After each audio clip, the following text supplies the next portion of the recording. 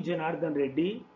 In this video, I am going to tell you about free electrons and their motion in conductors. Free electrons and motion of free electrons, that is the behavior of free electrons in conductors, that I am going to tell in this video. In the last video, I covered the classification of substances like conductors and insulators. Why some substances are conductors of electricity and why some substances are insulators of electricity, that we are going to learn in this video. This is the second video in the chapter electricity. Okay, so we are going to learn the behavior of free electrons.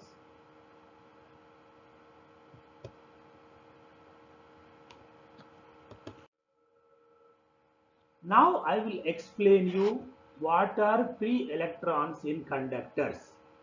Here I am taking a metal atom, say copper. So the atomic number of copper, that is its Z value is 29. The electronic configuration, here I am writing EC stands for electronic configuration. It is 1s2, 2s2, 2p6, 3s2, 3p6, 3d10 and 4s1.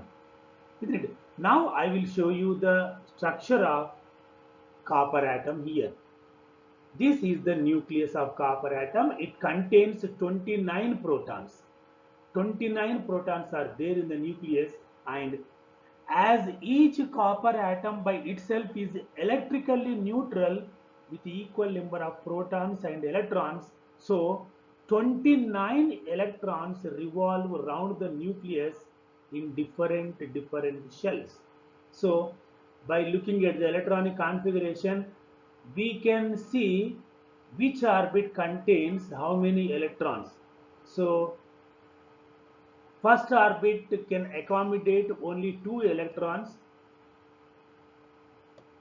2 electrons are revolving in the first orbit, and in the second orbit there are 8 electrons. N equal to 2. 8 electrons can revolve in the second orbit, and in the third orbit there are 18 electrons in this case. Okay, and in the last orbit, that is fourth orbit, contains only 1 electron. You see here, this is the last electron, valence electron, otherwise you can say. So if this copper atom exists alone, it means that if it is an isolated atom, at that time it doesn't lose any electrons. That is, all the electrons are bound by the nucleus itself. Isn't it? So no electron is free. All the electrons are attracted by the nucleus when this copper atom exists alone, if it is an isolated atom. Okay.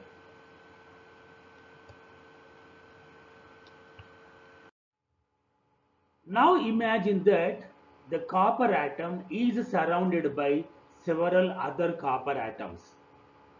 That is, when these neutral atoms come together to form a piece of copper metal, at that time what will happen? Let us see here. The same copper atom I am showing once again, but it is surrounded by several other copper atoms. Isn't it? So atomic number of copper atoms Z equal to 29, EC equal to electronic configuration is 1s2, 2s2, 2p6, 3s2, 3p6, 3d10 and 4s1. The same structure here I am drawing. The only thing is that it is surrounded by several other copper atoms. Imagine like that. Third orbit contains 18 electrons and the fourth orbit contains only 1 electron. This is in the case of isolated atom, when this copper atom exists alone, this would be the situation. But if it is surrounded by several other copper atoms, at that time, what will happen? The outermost electrons are influenced by the other copper atoms, isn't it? So these outermost electrons are feebly attracted by this nucleus. Hence, outermost electrons will escape from the attraction of the nucleus. Then they will become free, isn't it? So because of the influence of other copper atoms over the outermost electrons of this copper atom, the outermost electrons will escape to become as free electrons. Let us see here. This one is the copper neutral atom. Now, this copper atom has lost one electron, and this electron is called as the free electron. It doesn't belong to any other copper atom.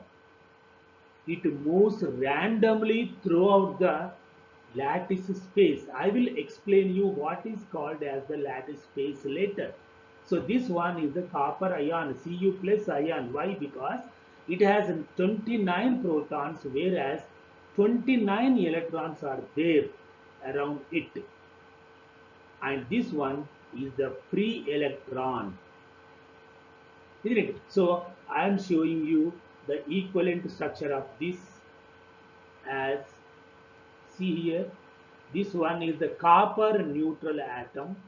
Okay, when it loses an electron, it becomes Cu plus ion. This is called as the positive ion, and this one is the free electron. That means this copper atom loses an electron. It has lost one electron, and this electron is called as the free electron, and this atom is called as the positive ion. Now it has become as a positive ion. These positive ions are fixed at their positions in different locations. These positive ions do not move from one place to another place. So the arrangement of these positive ions is called as the lattice. In that lattice space, all these free electrons move randomly throughout the lattice space. Okay, so this is all about the free electrons. This type of free electrons are not available in the insulators.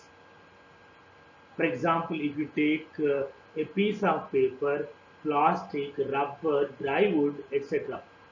In these substances, the atoms of these substances do not lose electrons in the form of free electrons. That's why they are insulators. The substances in which free electrons are available, they are called as the conductors of electricity. They only allow the current to pass through them. Okay, so now next I'm going to show you the arrangement of these copper ions and the movement of these free electrons. Okay.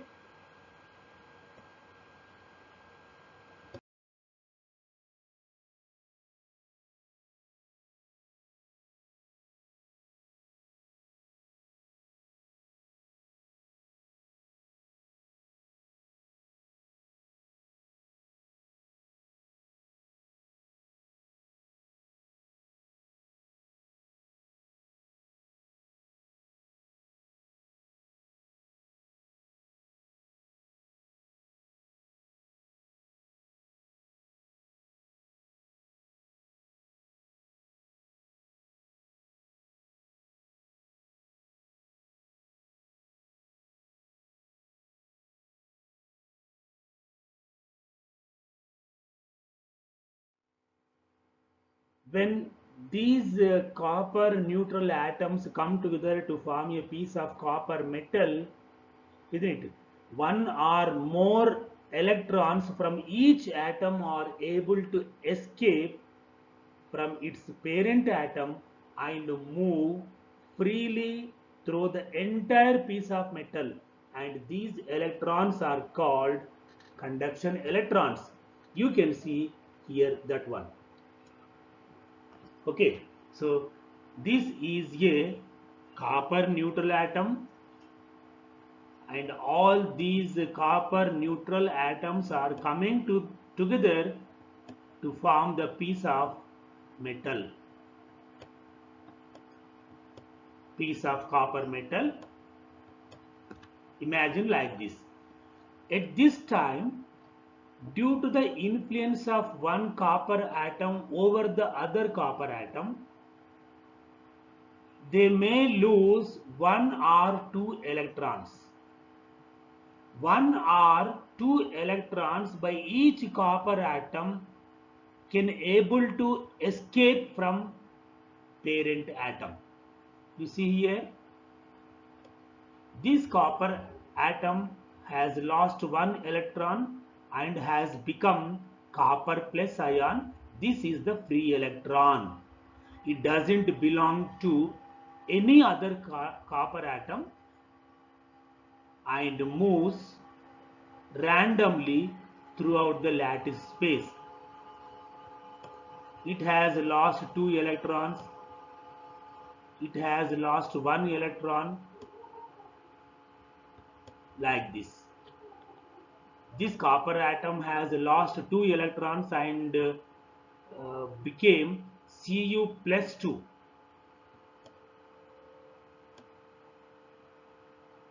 Okay. So all these are the copper positive ions. They are fixed at their positions. They do not move. So the arrangement of all these positive ions is called lattice space or lattice. Isn't it? And in this lattice space, all these electrons, free electrons, move randomly throughout the lattice space. These are the free electrons. And these free electrons are conduction electrons, do not belong to any atom. Instead, they move randomly throughout the lattice space. And this type of free electrons are not available in insulators like paper, rubber, plastic, etc. In those substances, this type of free electrons are not available, and the atoms of those substances do not lose electrons. That's why they are the insulators of the electricity. Okay, so these are the free electrons and this one is the lattice space. Why some substances are conductors and why some substances are insulators of electricity? You can see here, conductors contain large number of free electrons, whereas insulators do not contain free electrons. Okay, so you can see this is a copper wire in which positive ions are fixed at their locations, and these positive ions, the arrangement of these positive ions is called as the lattice. In this lattice space, the free electrons are moving randomly throughout the lattice space, and these free electrons do not belong to any copper atom. They move randomly throughout the lattice space. If you imagine a cross-sectional area at anywhere in the wire, then the number of electrons crossing this cross-sectional area from left to right in 1 second is equal to the number of electrons crossing the cross-sectional area from right to left in 1 second. That means the net charge is 0. The net charge from one end to other end is 0. That means there is no current in this wire. There is no net flow of electrons from one end of the conductor to the other end. Isn't it?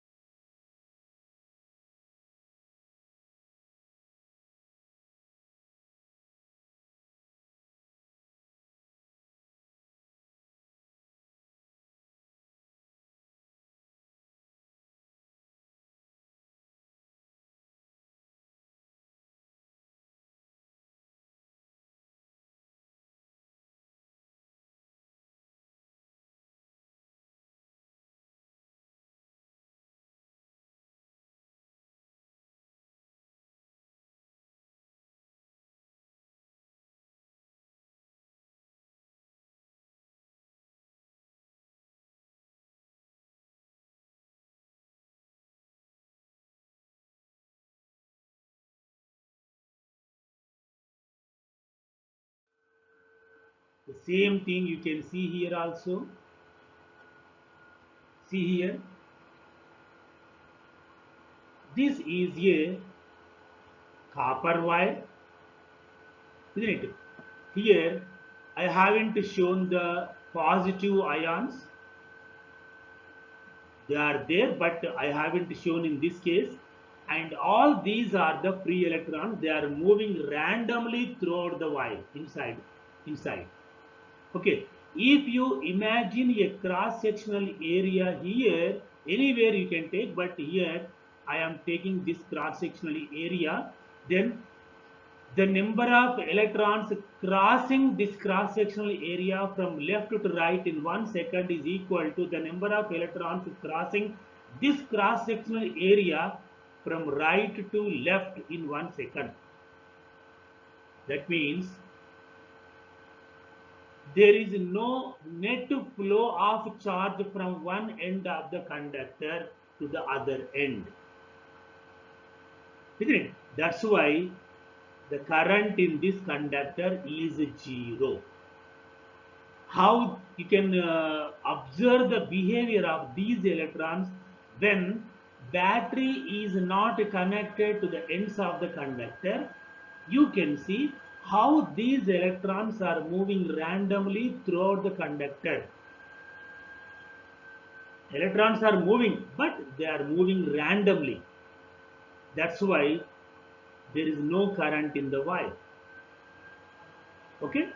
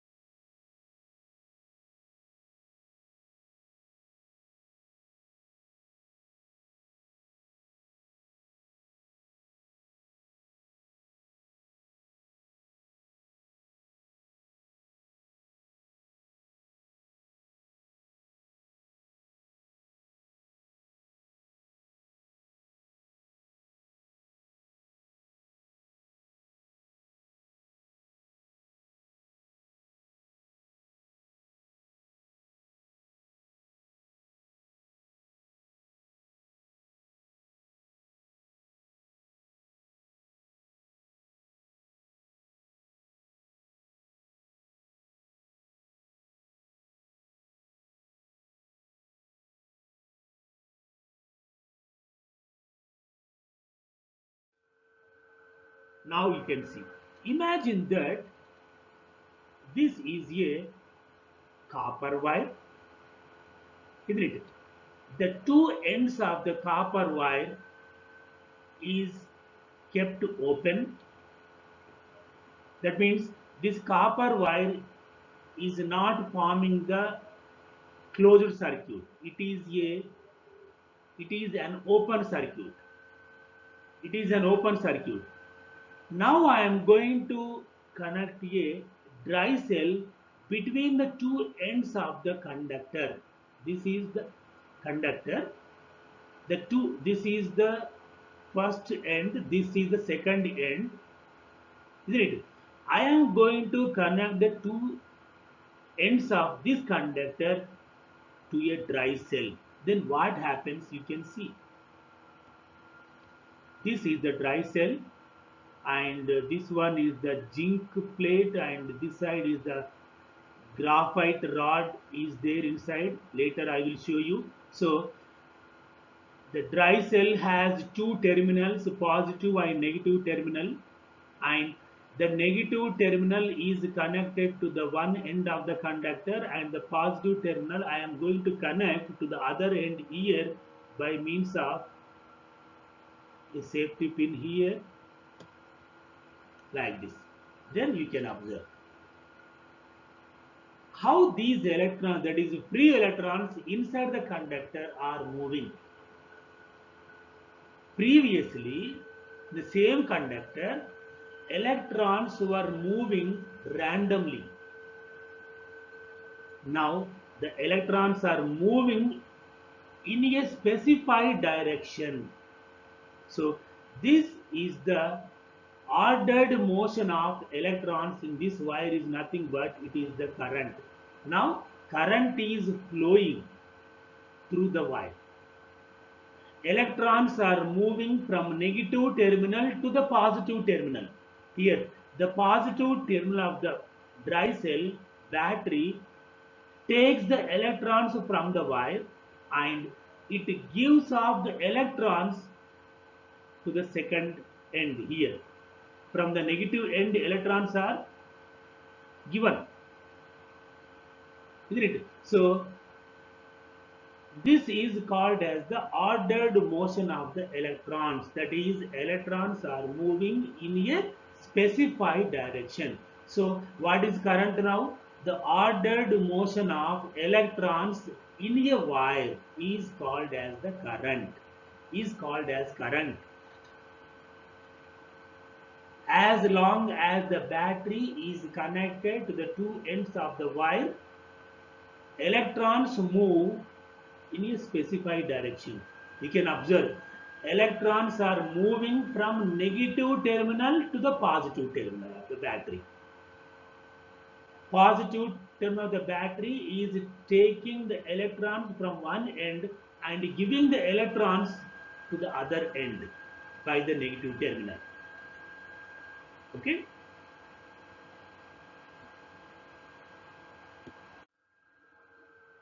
The same thing you can see here.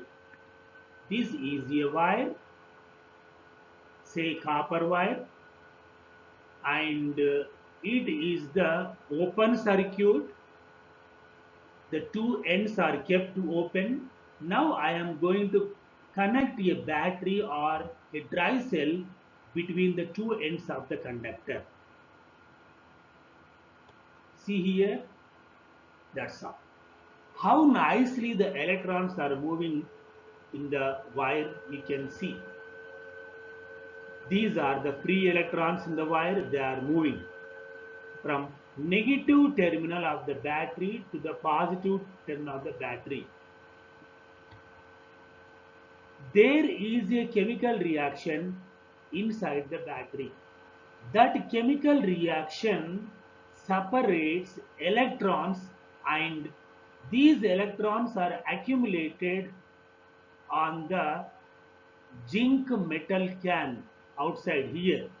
So here electrons are accumulated due to the chemical reaction inside the battery, and here is the graphite rod, and this graphite rod has the dearth of electrons. All positive charges are there here, and this positive terminal of the battery needs electrons, and the negative terminal has the excess electrons. So the negative terminal supplies electrons to one end of the wire, and the positive terminal of the battery takes the same number of electrons from the wire. Isn't it? So the chemical reaction inside the battery is making all the free electrons to flow in a specified direction from negative to positive terminal. Now current is flowing in the circuit. Okay. Here chemical energy is being converted into electrical energy because of the chemical energy supplied by the battery, isn't it? The electrons are moving in the specified direction in a wire. Okay.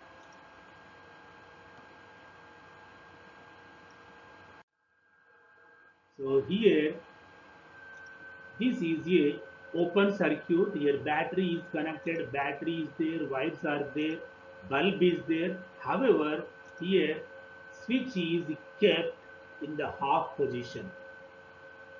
That means the circuit is open. Remember, in the closed circuits only current flows. But here circuit is kept open. If you switch on this circuit, what happens? The bulb glows. You can see this here. That's all. How nicely the electrons are flowing through the filament in the bulb. Due to the flow of these electrons through the filament, bulb glows. Okay, so in the wire, that is in the conductor, electrons move from negative terminal to the positive terminal. In the next video, I am going to tell you what is the electronic current and what is the conventional current. That I will tell you in the next video. Okay.